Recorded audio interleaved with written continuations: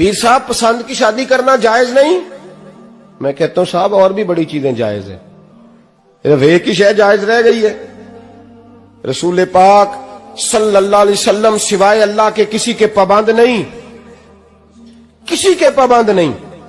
تو جناب سیدہ خدیجہ الکبریٰ رضی اللہ تعالیٰ عنہ نے پیغام نکاح دیا، یا رسول اللہ میں شادی کرنا چاہتی ہوں، حضور کسی کے پابند نہیں، پر میرے محبوب نے فرمایا میرا چچا میرے والد کی جگہ ہے، میں اپنے چاچا سے پوچھ کے تمہیں جواب دوں گا۔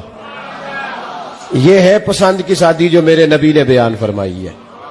تو سارا کچھ کراس کر کر کے گزر جاتا ہے، یہاں تو حال یہ ہے کہ پالنے والا کوئی اور سائے میں بیٹھنے والا، باغ تیرے دی کر کر راکھی میں ساری عمر گزاری، تو جدوں اے پھل پکن تے آیا تے لے گئے ہور بپاری۔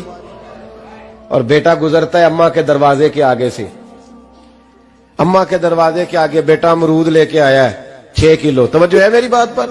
ادھر دیکھیں جی، چھوڑیں تھوڑی دیر ہماری سنیں۔ وہ امرود لے کے آیا 5-6 کلو، تو اماں کے دروازے کے قریب سے گزر گیا رات کو، تو کمائی کھانے کا ٹائم آیا نا، تو گزر گیا۔ تو وہ وزیر اعظم سے ڈرتا ہے نا، تو جا کے بی بی سے کہتا ہے بی بی کے حقوق دینا بھی رسول اللہ کی سنت ہے، لیکن یہ کیا بات ہوئی، تو نے بیوی اور ماں کا مقابلہ شروع کرا دیا؟ سمجھ تو صحیح، یہ تیرے لیے کعبے کی جگہ ہے اور تو بیوی کے لیے کعبے کی جگہ ہے، اسے بھی سمجھنا چاہیے، غور کرنا چاہیے۔ 5 کلو امرود لے کے تو ماں کے کمرے کے قریب سے گزر گیا ہے، بی بی کو جا کے کہتا ہے چل آدھا کلو اماں کو بھی دے، اس کے کون سے دانت ہیں، تو پلیٹ میں ڈال کے وہ لائی ہے۔ تو سمجھا ہی نہیں، تو نے غور ہی نہیں کیا۔ بندہ تو وہ ٹھیک نہیں تھا، نیپولین، پر کسی نے اس سے پوچھا تھا بتا زندگی میں پیسے لینے کا مزہ کب آیا؟ اس نے کہا کہ مجھے مزہ تب آتا تھا کہ میں اپنی ساری کمائی لا کے اپنی اماں کے ہاتھ پہ رکھتا تھا، اور پھر جب میں اپنی ماں سے تھوڑا تھوڑا خرچہ لیتا تھا نا، تھوڑا تھوڑا، توجہ ہے میری بات پہ؟ اماں جی 10 روپے دے آجے، کہتے جب میں تھوڑا تھوڑا خرچہ لیتا تھا نا، تو مجھے یوں لگتا تھا جیسے میں بادشاہ وقت کے سامنے کھڑا ہوں اور وہ خزانے کا منہ کھول کھول کے مجھے دیتا جا رہا ہے۔